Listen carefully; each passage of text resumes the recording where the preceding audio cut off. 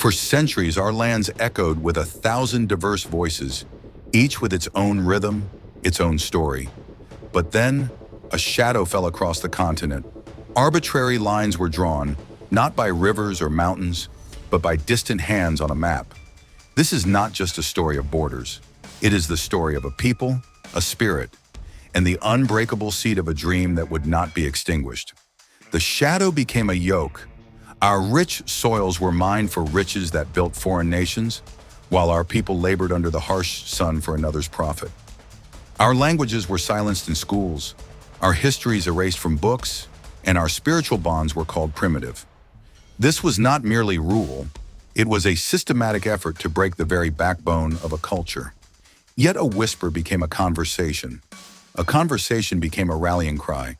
From the bustling ports of Lagos to the academic halls of Accra, a new generation of leaders arose. They wielded not only spears, but also words, newspapers, and unshakable logic. They traveled to distant capitals, arguing their case with eloquence and fire, while simultaneously organizing their people at home. The struggle was multifaceted, a tapestry of peaceful protests, shrewd negotiations, and, where necessary, the grim resolve of armed resistance. They were the prophets of a new dawn, the fiery passion of Patrice Lumumba in the Congo, who spoke truth to power until his last breath. The pragmatic idealism of Thomas Sankara in Burkina Faso, who believed Africa could and would thrive on its own terms.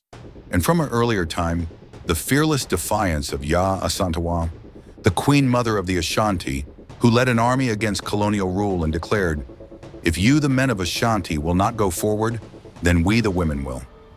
Their faces became icons, their words the fuel for a continent-wide awakening.